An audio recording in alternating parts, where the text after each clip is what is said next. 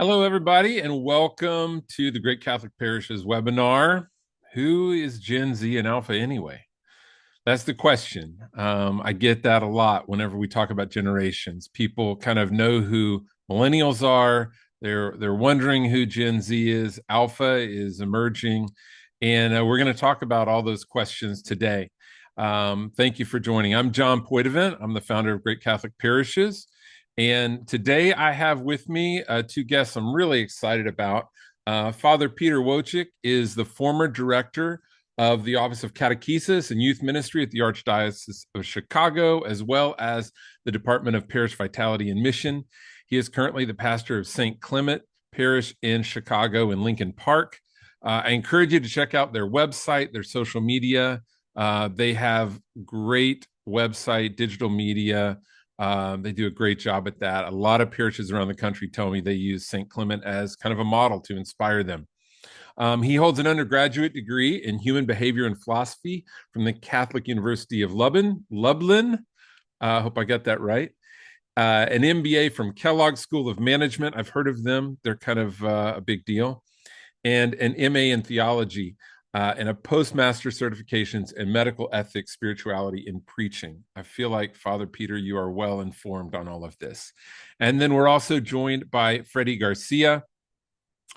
Freddy is the Associate Coordinator of Evangelization, and he's a campus minister for St. Paul Inside the Walls in Madison, New Jersey. He's a graduate of Stanford University with a political science degree. Freddy serves as a campus minister at Fairleigh Dickinson University and Drew University. He also contributes to the social media of St. Paul Inside the Walls. He's a co-host of the podcast, The Paul Street Journal. Encourage you to check it out. It's one of my favorite Catholic podcasts. Before we jump in with them, I want to just clarify some things for us. When we talk about a generation, people always say, what are we talking about? What ages are we talking about? So I just want to share a few slides with you that'll help define it roughly. I mean, none of these numbers or dates are hard set dogma per se. They are generalities. And so let me share this with you, and we'll look at it here. So here I just have boomers, Gen X, millennials, Gen Z, Gen Alpha. We have the silent generation before that. But as you can see, Gen Z is roughly born between 97 and 2012. Alpha runs 2012 to 24. Those are some broad ranges, but that's kind of what we're working with. I also want to say that, every generation has stereotypes. I dressed as a Gen Zer today in a hoodie and a dad baseball cap. Freddie, the Gen Zer, wore like a golf shirt, like what I would probably normally wear. So it doesn't always run exact. But if you're wondering like what percentage of the populations they make, Gen Z and Alpha make up about 32% together. Millennials 27%, Gen X 13, Boomers 22. Millennials make up almost half of the workforce right now, and Gen Z is creeping in. And so, Gen X and Boomers are definitely retiring. Gen X are on our way towards retirement. This just kind of gives you an idea of the percentages, and this is in the US. As I said, there are stereotypes of every generation. Everyone born in the 60s was not a hippie. Everybody born in the 70s was not John Travolta. Fortunately, I never dressed like that guy on the right there, Flock of Seagulls.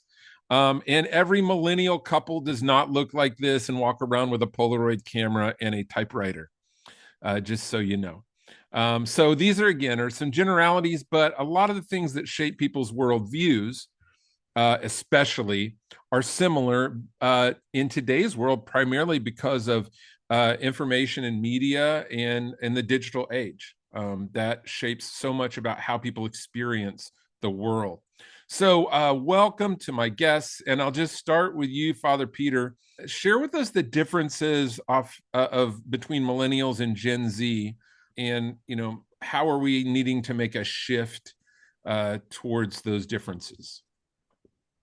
Yeah, great to be with you. Um, Yeah, I would step back and I would say the reality of the church for both generations is fairly the same, right? We are in post-Christian culture. And I think that's the first thing for the church to recognize, because the moment you think you're in a Christian culture, you take for granted all the things people don't know or don't understand, right? And so both generations, Gen Zs and millennials, are really right now are brought up in post-Christian culture, right? Now, millennials, in many ways, again, similarly to what you said, John, there's a lot of categorization, so you cannot say everybody's the same.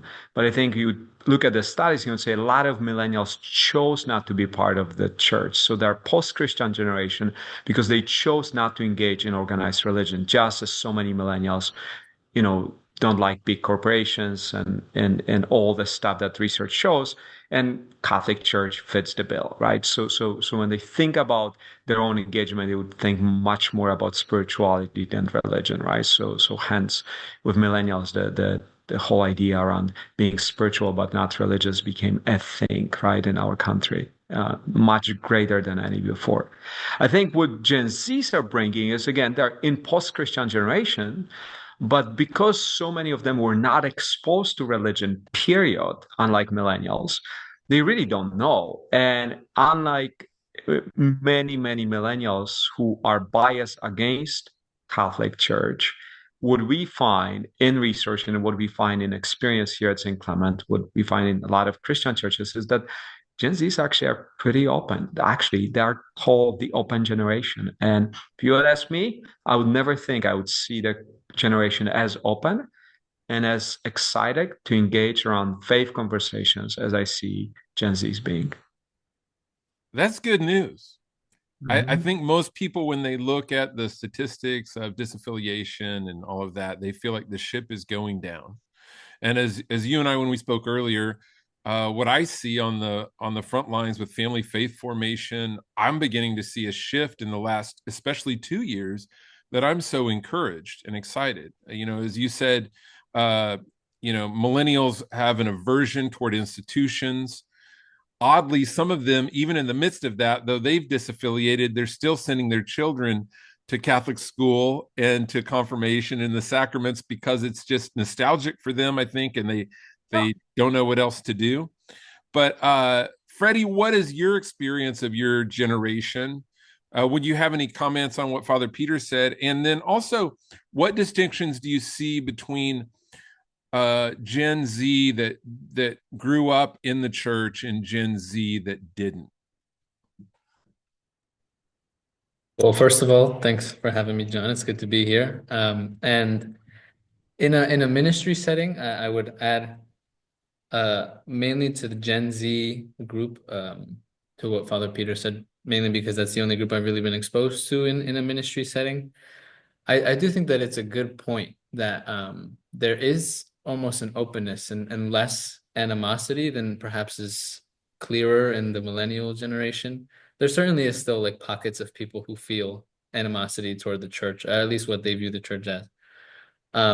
But what I would add, I guess, to the description of that openness is also sometimes like an indifference. Like there's like a relativism where they're because they're open to so much, there's not that much of a draw towards, oh, this is the real one true church necessarily. But I do think that it at least not from research, but from my own anecdotal experience, I kind of also see that. And then a difference I would note between Gen Zers who were raised in church and those who weren't. I do think that for both groups, or I'll start with the ones that were raised in church. I think that there is this kind of disconnectedness, is how I would phrase it. There's like a disconnect between what they view or understand the Christian life to be versus what it ought to be. Like, because I think they've been raised in this post-Christian relativistic world, they're like, this is, I believe, and this is okay that it's my truth. But, that's kind of where it ends. Uh, Whereas, but, they'll still, because they were raised in church, for some reason, keep going. And a lot of the time I notice that those people tend to be kind of like And like out of it, they just go to mass. Some of them don't even say the prayers, but they're just like, yeah, I still go every Sunday. But I think there is a little bit of a personal relationship missing in that group. And then the ones that weren't raised in the faith, like I said, some are probably open if they're starting to veer towards Christianity for whatever reason. Um, and some may be a little bit more opposed. But it's I do have to be honest. Most of my experience in ministry, it's been a short career so far. Most of it has been what's been most clear is with those who were raised in the faith. So I probably have most to add about them. Yeah, and as we were talking prior to this, you were talking about how they really just need an encounter. They need to encounter Christ, something that moves beyond just the ritual and knowledge, Right. which I think is Yeah. interesting because so often people think, well, this generation, because of the relativism and all this, we need to take a very apologetics view to prove to them the singularity of our truth. But both of you in speaking said it's not necessarily true. Father Peter, what do you feel like is the best way? You've done a lot of work with Alpha, with Barna. What do you see as the best way to engage this generation? Well, I think Freddy kind of point out to some behaviors that I think we absolutely see. I see as a pastor and the people that come here. I think the question for anybody in ministry is what's the starting point with Gen Zs, right? So if they're more open than other generations to have conversation, right? Again, about 50% of Gen Zs in Barna study would say who are not Christian, that they would welcome an opportunity to have a Christian conversation. And from those who do not want to engage in a Christian conversation, number one reason is they feel judged for what they believe. That's 47, I think, percent, and 42% say they feel judged for who they are, right? So again, that might not be your experience, my experience, but that is the experience that they say they have or perception that they have of the church. That's important for us to know.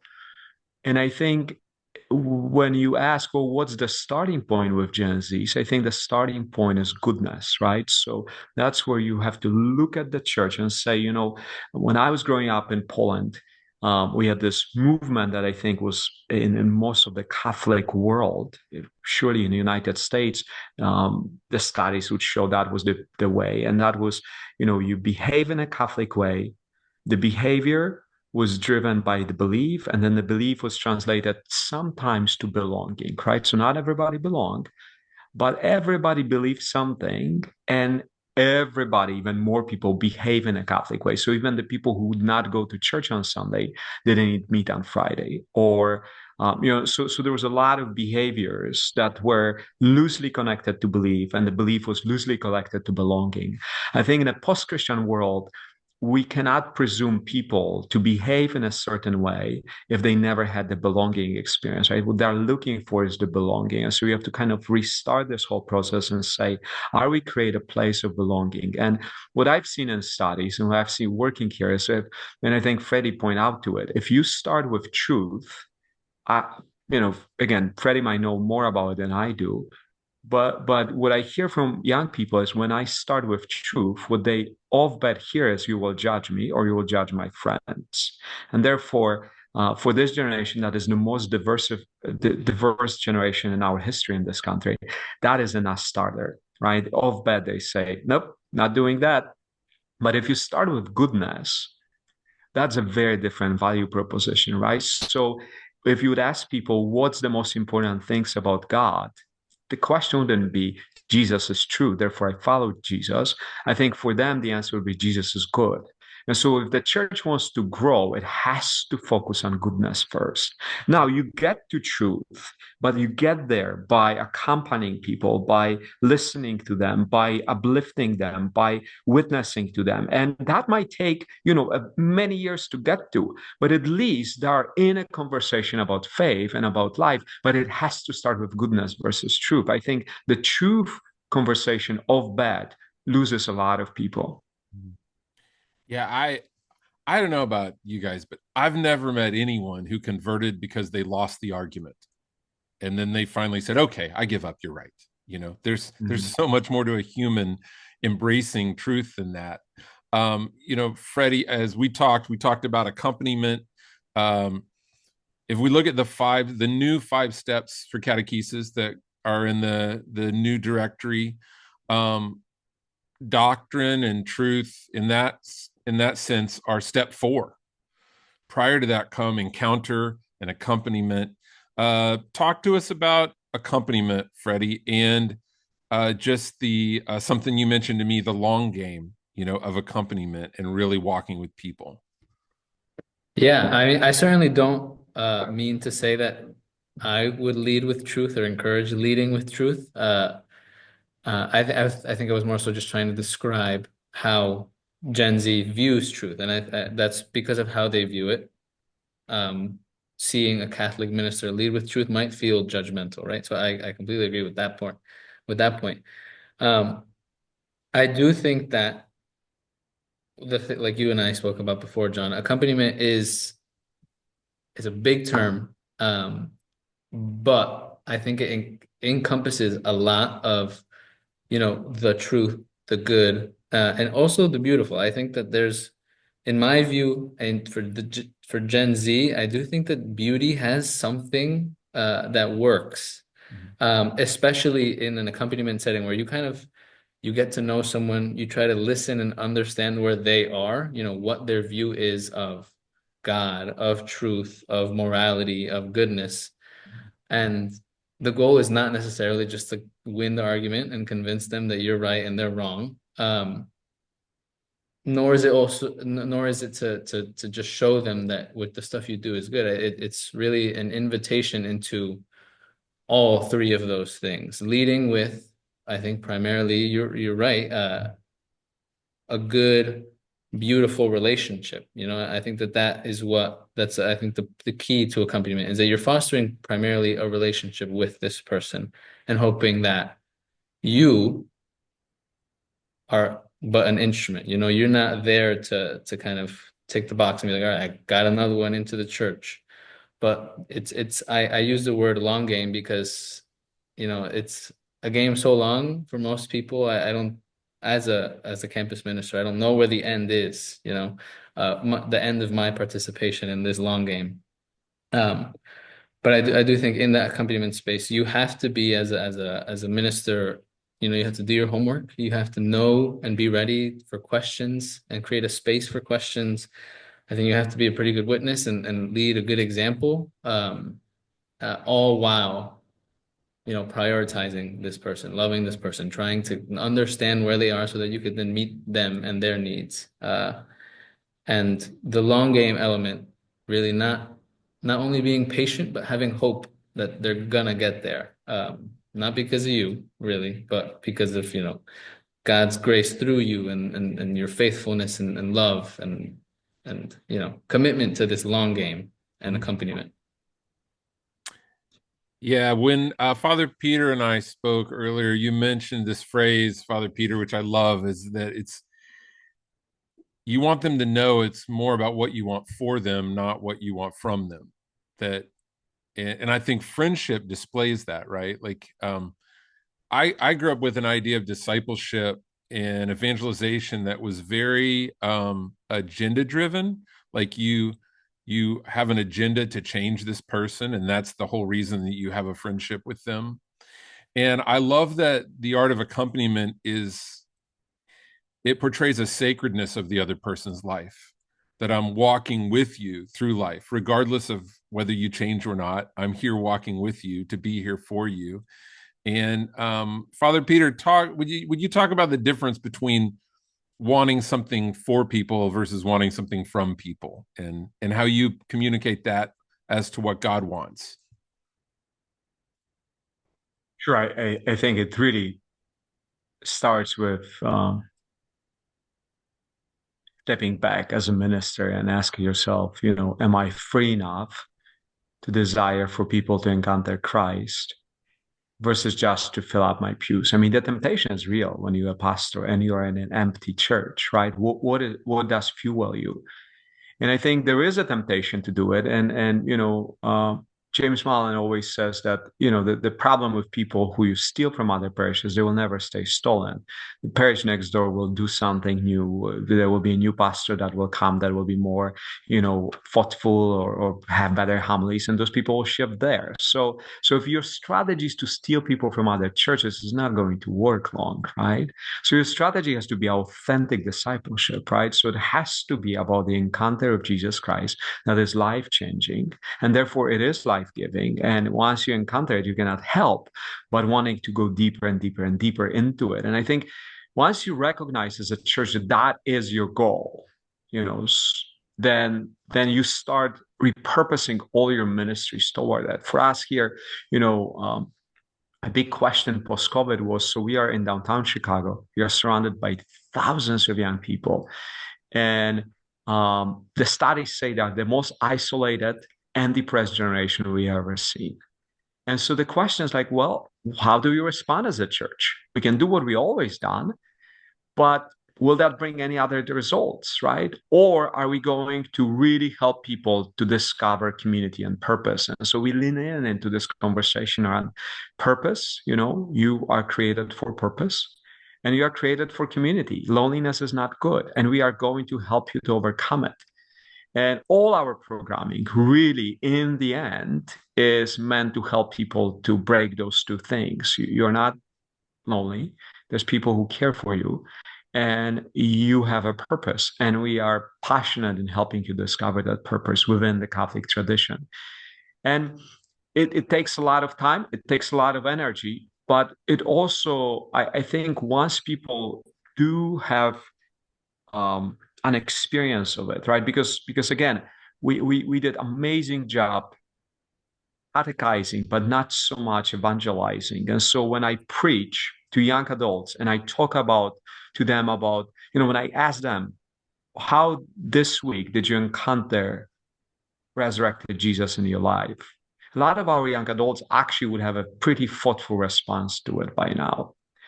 Most of the people who are 40 and older, they would look at me like I had three hats, because we as a church really, I think, didn't do a good job. Not nobody's fault, but I'm not sure we knew to do a good job on helping people to really step back and say, you know what? How does Jesus work in my life today? I know all those things about that church, about God, but does that equal me knowing Jesus, right? I always ask people, do you know a lot of things about Jesus, or do you know Jesus? Because there's a difference between, the difference. I know the difference. I would never stay in the job I am in, right? If I would not be in the life-giving relationship with Jesus, the knowledge would never keep me in, right? It's the relationship. But somehow as a church, we expected people to stay engaged because of the knowledge, not the experience. And I think we have to shift toward the experience.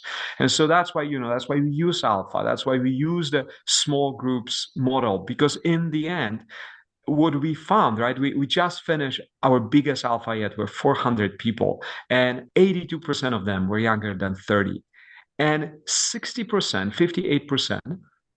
58%, were invited by their coworkers or neighbors. So the idea that people don't invite other people is a lie. But they don't invite people to the places that they think will be risky or can compromise them. But if they had a really good experience, then they will invite other people to have a really good experience.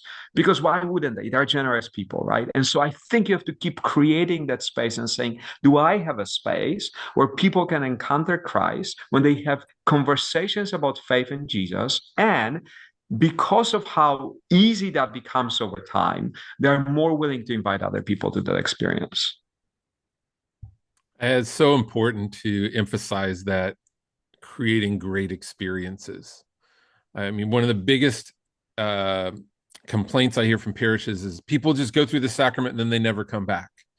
And I say, well, tell me about your sacramental experience. Tell me about your sacramental prep. What experience did they have there? Did they build relationships with other people in your parish? Did they have a sense that you cared to know them and to build relationships with them? Or did you put them through an informational experience to check the boxes and then tell them come back to Mass? That's very different. And we all know that doesn't really work. I want to emphasize there is a Q&A button at the bottom. If you have any questions, please share them with us there, or thoughts, reflections, things that you're doing that seem to work. I want to throw a question out there for you, Freddie, that has come through. What are some practices of accompaniment with younger people, which in this we're talking about people in their 20s, I guess, when they feel their local church or larger church are not making room for them? And that second part of that question is something we've got to address. But what are ways in the midst of that that you would recommend parishes accompanying and walking with them, opportunities to build relationships? Yeah, I mean, I think that I, first of all, love everything that Father Peter was saying, and my answer is going to kind of follow the same vein, where I think that,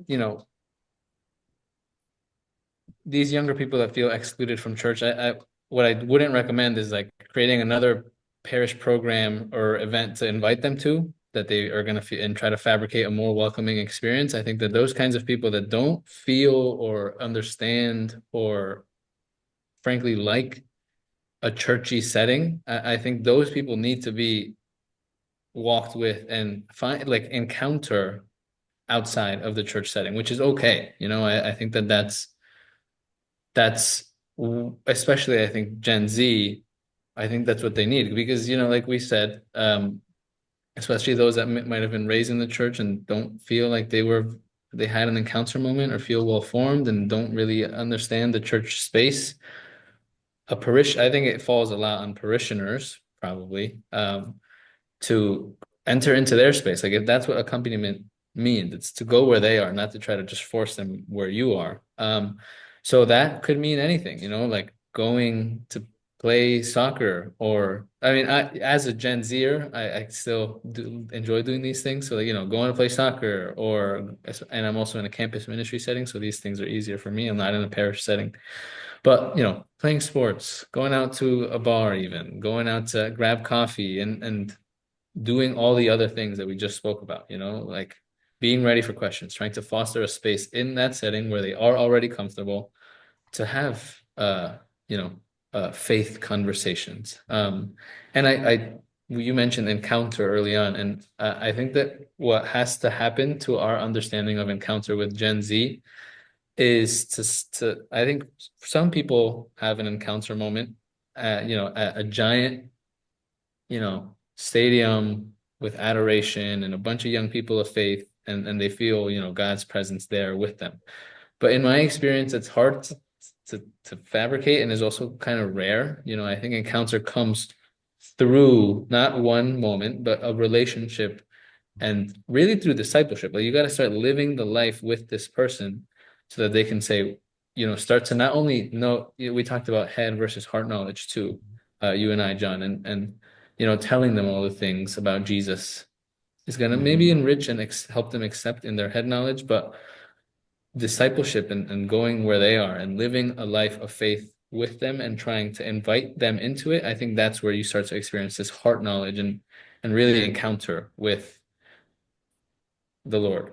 Mhm.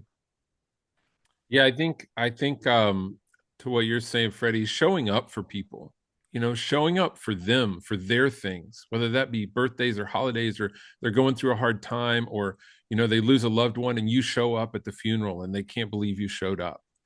Those are the things I think that really speak to people that this is I care about you beyond just giving you information. That's what a true friend does. I think that's so important.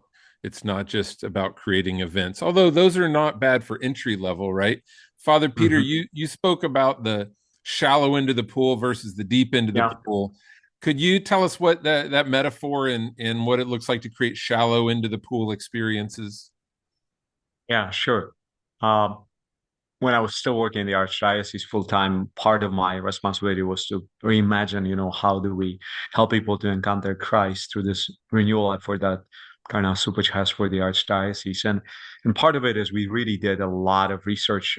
We spent 3 years having literally hundreds of conversations every single year and with churches. And we talked about 120 churches about that. And what we discover is that in a Catholic world, what we do really well is we have some really good programming when it comes to deepening of one's faith, right? So we, and with Bishop Barron and all the stuff he brought into the church through Word on Fire and all that stuff, we have some really deep theological teaching that is excellent, excellent, right? And thank God for that.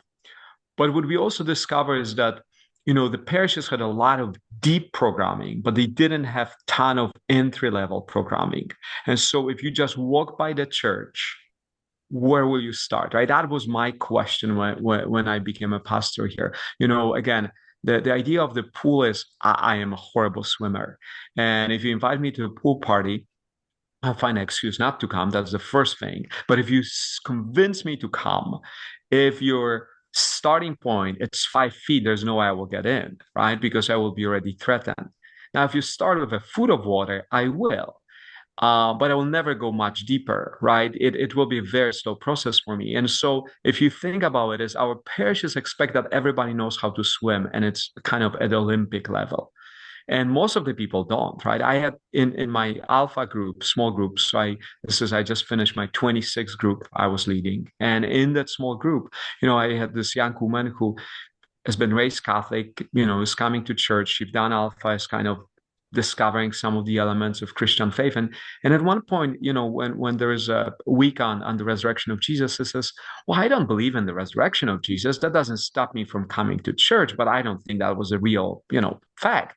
To which most of the people in the group said, oh yeah, we are not sure he's physically risen. I mean, and right, so it shows you that even the people who get there on Sunday are so all over the place. But in many ways, we ignore that and we say, well, come to 5 week session on the divinity of Jesus. Well, they're not even sure he's risen. So let's just take a few steps back, right? And so I think it's really important to say to yourself as a parish leader, is my church meeting people where people are, right? So here, right outside of my church, there's a huge sign saying, find your purpose with us. So what is the way of finding purpose, right? Unless there's programming, you can jump in with zero knowledge. How will you find your purpose otherwise, right? Because if we use language and words and rituals that most of the people in this culture don't understand, well, they will be pretty unwelcome pretty quickly, no matter how welcoming you are by the door, because nobody wants to sit for 2 hours and not understand 80% of what is being said. And more importantly, people don't want to be preached at. They want to learn a concept, but they want to have an opportunity to speak about it. You see, the reason why we in the Archdiocese started using Alpha, I remember I was in London and I went to visit this church, and it transformed my idea of how important it is to normalize conversation about Jesus. Because after Sunday Mass, I was at this gathering space for coffee and biscuits, and honest to God, they all talk about Jesus. And I said to myself, I've been a priest for 12 years. I've never heard people after Sunday Mass talk about Jesus. They talk about sports and more sports and more sports, but they surely don't talk about Jesus. And I said, how do I get my people on Sunday to talk about Jesus? Now, we are just stretching the service over the last 5 years. But guess what? Our people talk about Jesus on Sunday, and that is attractive to other people. That's why we continue to grow. So I think it's possible, but you have to start by listening to where people are and meeting them in a very patient, kind way where they are, not where you want them to be. That's so important. So important. I mean, I think all of us want that, right? Like we all want people to meet us where we're at. And if we want to take the conversation from there, we can, but we don't want to be talked at as to what we should be or what we should think. I like that you touched on that sense of purpose thing. I feel like that's something I've seen that began to emerge in Gen X. I saw it more in millennials, and I feel like it's transcending into Gen Z. People have this longing, desire to be a part of purposeful things. We know that companies that are recruiting millennials to work there are really emphasizing their corporate social responsibility. And here's 40 hours a year of volunteer paid hours that you can have. And what a great chance for the church to say, hey, you have a longing for a greater sense of purpose. We have a weekend workshop. We're going to provide lunch for free. It's not so that we can get more volunteers, it's so that you can tap more into your natural gifts and your spiritual gifts and your purpose. And hey, that longing and restlessness you have, by the way, God put that there. Ephesians says that you are his workmanship, that were created in his image with unique gifts and callings and purpose. And we want to help you discover that. I think that would be attractive to a lot of people. We also talked about some other shallow end things, offerings that really speak to people's practical needs in their life stage. So that could be a first five marriage group that are all people in their first 5 years of marriage. It could be something around finances. Let's help you get your finances. Maybe your parents didn't teach you how to budget or to finance well. We have financial advisors that go to our parish that would love to provide some free services to help you. Maybe it's like you said, resume building. Hey, we want to help you write your resume and give you a little workshop on interviewing. Those are things that people would show up for that might not even go to mass, but they're like, I have that need. Where else am I going to get that for free? And they can begin to build connection there. Freddie, I noticed you taking some notes while Father Peter was talking. I want to hear more from you. What are your thoughts on all of that? Yeah, I mean, I just never heard of the shallow versus deep end image, and I loved it. And it was making me think a bit about, um, the for us, it feels like developing the shallow end seems harder, at least in my mind. The deeper end, being in ministry for however long, and other people have been in ministry, it's like easier to make a deep end of programs and learning and faith formation. But the shallow end does seem kind of hard. What I do like about what you were just mentioning, John, is this other needs people have that are not exactly or not explicitly clearly connected to Jesus or to a life of faith.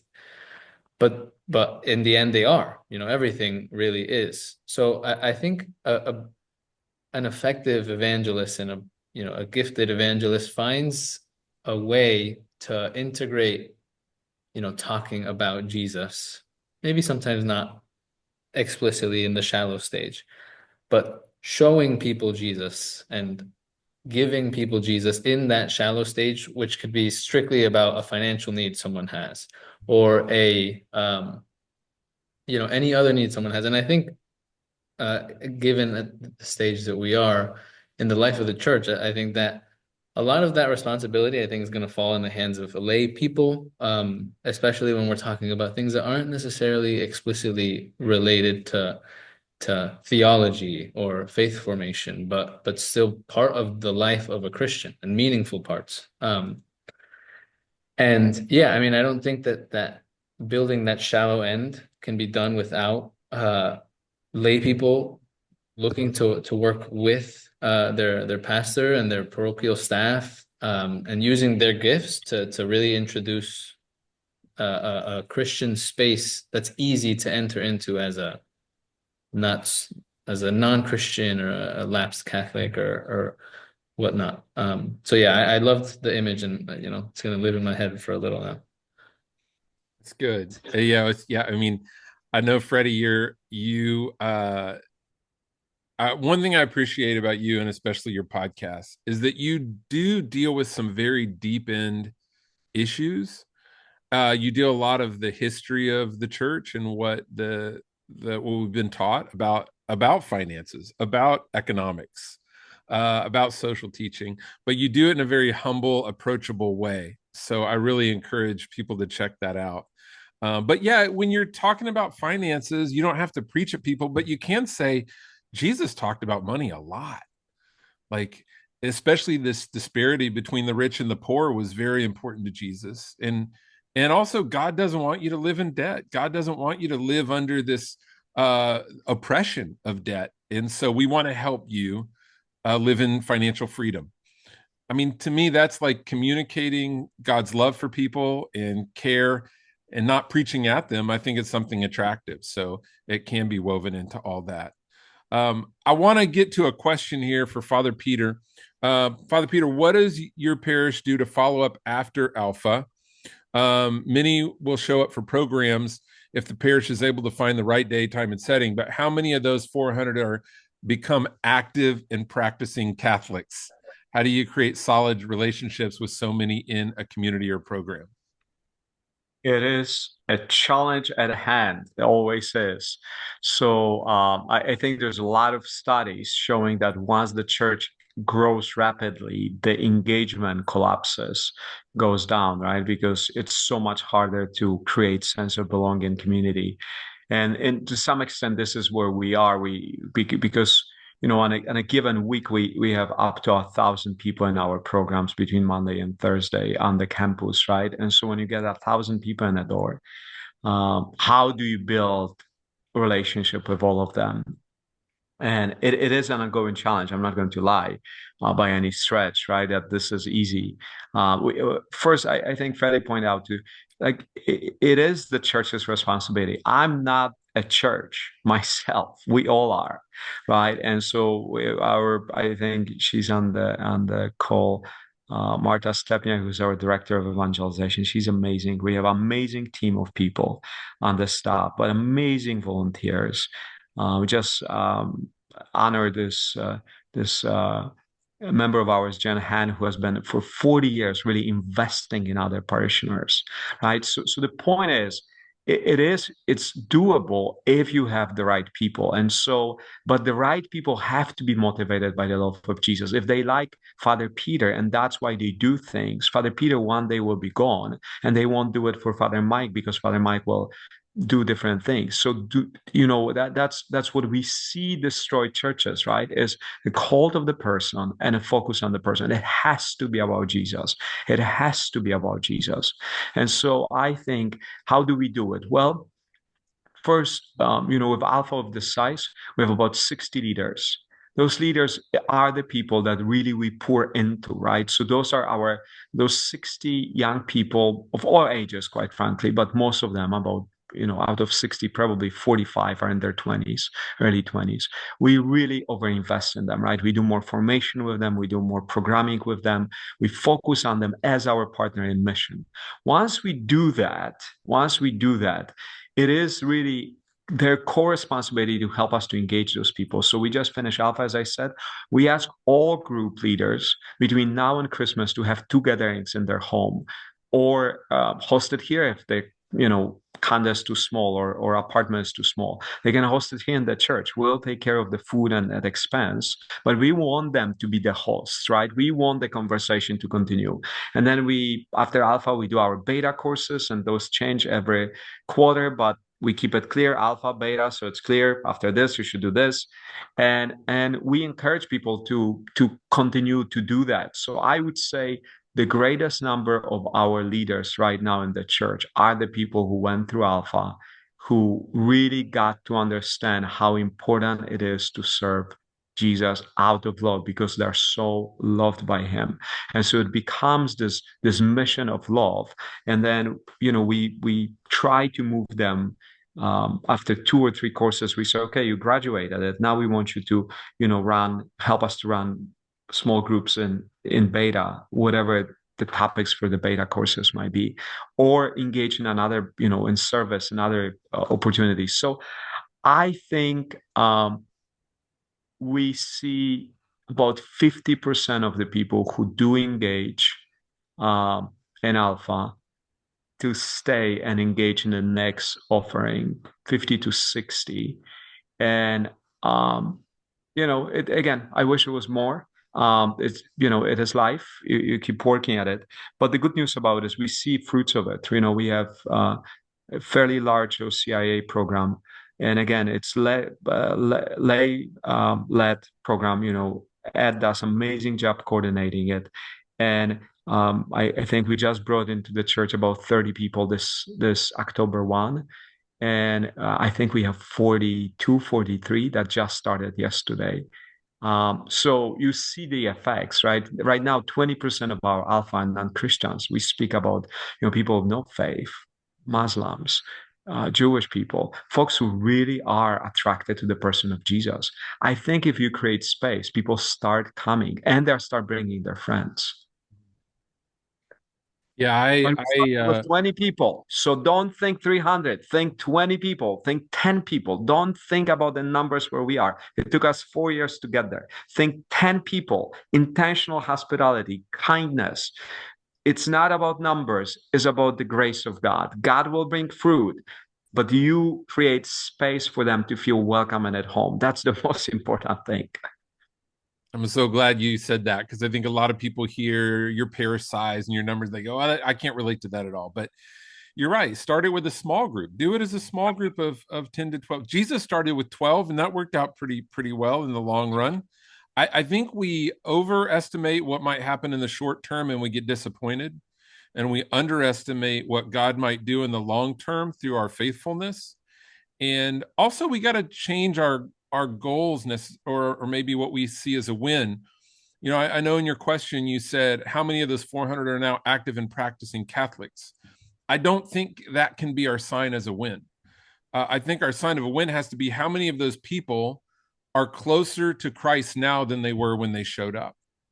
If we look at evangelization as helping people take one step closer toward Jesus and recognize that God is working in their life and there may be another step after ours, then if they're closer now than when they showed up, it's a win. They would not have taken that step without being there. And I do think the more a parish grows, the more it's got to become smaller. Like the more you grow in numbers, the more you've got to emphasize small groups, community experiences, that sort of thing. I want to. And, you know, John, one thing that you kind of mentioned, and I think it's really important, is it is really disappointing, right? That's why I do small groups every alpha, every 4 months, because I am part of the conversations as a pastor I would not have otherwise. I wouldn't spend a lot of time with non-believers otherwise, because I'm surrounded by 4,300 households that I have in the parish. Most of my conversations are with believers. So what Alpha gives me is the insight into what not believers think, right? And that's critical for me as a pastor to stay relevant with them. But secondly, I'm heartbroken a lot, right? I mean, we start with 15 people in the group and we finish with 8, right? Some people leave. It's not for them. They don't feel called. They don't recognize the call. They get too busy for a lot of reasons. So I also don't want to point it out or paint this perfect picture. Like, ministry is a heartbreaking exercise. Sometimes you pray and work so hard and the results are really sad. But boy, if we turn to Christ and we say, Jesus, I did my best. I started with 15, I ended with 8. I don't know if out of those 8, 3 will stay around. But you did 100% of your energy, 100% of of your willingness, then I think God is going to do something with it, right? I mean, in the end, He says, I'm kind and merciful. And I think He is kind. Therefore, if we lean into it, we will see fruit. It might take longer, it might not be as easy on the journey, but Jesus will bless us with fruit because He's a kind Savior. You are right. Attrition is something that's going to happen in any ministry that happens over a period of time. But we got to look at the people that are there, not the ones that walk away. And sometimes the ones that leave come back the next time you do it. Maybe they're just not in the right place for it right then. Maybe they're not ready. And you're right, we can't let that discourage us. But I would even say 50% taking a next step is incredible statistics. There's not a lot of things that we do that 50% of the people take a next step. And so I think that's fantastic. One thing I want to be sure we hit in the title, Meg, thank you for pointing this out, reminding me. I mentioned Gen Alpha in the title, and we don't have a lot of data yet on Gen Alpha. We do kind of understand the uniqueness of what they've grown up in. Like they don't have a moment of life that they don't remember having a digital pad of some sort in front of their eyes, right? And before we judge that, I think, like, man, if my mom on a road trip could have put an iPad in front of me for 5 hours, 1,000% she would have done it, right? So, what do we know about Gen Alpha? I think if you want to remember anything from this whole conversation, there's one word. It would be great if you remember it. Gen Alpha and of what we know so far about them and Gen Zs can be described by one word, and that is curious. They're a curious generation. And so I think that's our opportunity in curiosity. They're affected, they're attracted to personal witness. They're not looking for programs, they're looking for experiences, right? So they want to come to a program. They want an experience of something. You absolutely right, John. They actually there's fair amount of studies that say they believe what they see on the screen more than what they hear in person, right? So as a church, I think it's so important to be on the screen. I do it every day. I don't like it. I really don't. I do not enjoy social media at all. It takes way too much time, and I don't think I'm that great at it. But I do it because it has thousands of people that get exposed to it. And I think if they get exposed to everything else that is not of Christ, it's our responsibility to introduce them into the life of Christ. And every parish has its own flavor and its own giftedness in that. So it's important to do it. But if you're going to do it, you have to be current in it, right? You cannot, I think that's where we lose engagement, right? When we say to people, go and check it out, and they check it out, and the last post was 3 years ago, then don't do social media, right? Unless you really can spend some time on it, don't do it at all, because you then become irrelevant of that. So I think with Gen Alpha, I think it's small groups, it is conversation versus proclamation, right? So again, you look at the traditional Catholic way, right? Proclamation from proclamation to conversation, and right, that shifted. It moves from conversation to proclamation because not everybody's there on Sunday, so they don't hear the proclamation. But everybody can have a conversation about it if you equip your leaders. So I think it is about equipping the leaders to have conversations about life in a way that says, not doesn't preach of that, but it shares a message. So I think there's some ideas around. We are Alpha is going to release the new Alpha Youth videos. And I've seen the videos, and what's amazing about the videos is that they look at the conversation, that they look at something that this generation, Gen Alpha, is struggling with, and that their question is not like, well, this is how you overcome it. That doesn't help. But what they say is, they say, you know what? I struggle with the same thing, let's say anxiety. This is how my faith helped me to overcome it. Take it or leave it, but that's what would help me, right? So it becomes this mutual sharing in which you are invited to reflect on your own experience. And if it's, then you can consider the Christian experience being your own. Yeah, I love in the new year, I'd love to do a whole webinar on Alpha and the new Alpha Youth series. We'll get Jason Kidd on here and do that. I want to wrap things up. I want to let you wrap us up, Freddie. But before we do, I want to mention something about a previous question. And it was that question about how do we practice accompaniment when they feel like their local church or larger church are not making room for them. This is an issue that I work with parishes on all the time. And here's what I will say. If you are not making room for millennials and Gen Z in leadership, and you are complaining that they are not involved in your parish, that is a mutually exclusive proposition. If they do not have spaces to lead, to have a voice, to have a seat at the table at your parish, they will go find them somewhere else. That could be Habitat for Humanity, that could be United Way, that could be a myriad of places that they can live out their sense of purpose, fully utilizing their gifts and their experience and their wisdom. So we're going to need to graduate some people to mentorship. And that is not a downgrade of them. That is an honoring of who they are and what they've done for our parish.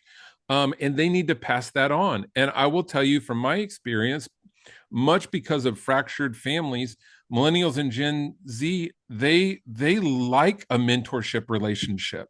They like having someone with wisdom experience to learn from that will walk with them in it.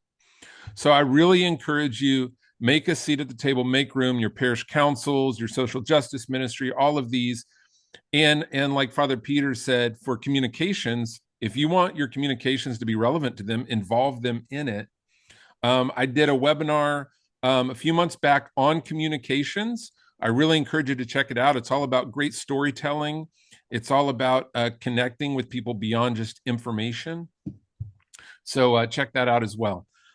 Freddy, I want to leave it to you. You've got a bunch of people that have registered for this webinar that care about your generation. I just want to leave it to you. What would you say to them? What are your thoughts for them? Well, that's a big question. But I mean, I think above all, I think we must have an attitude and a posture of hope. Um, I don't think we would be effective evangelists if we didn't. And you know, like Father Peter said, to be motivated by charity and love and to proclaim Jesus above all things, but in, you know, in our life, in the way that we know people, the way that we love people. And I think, you know, sometimes that's going to include analyzing what's working, what's not working, what are needs, how they need to be met, equipping lay people and other leaders to meet those needs.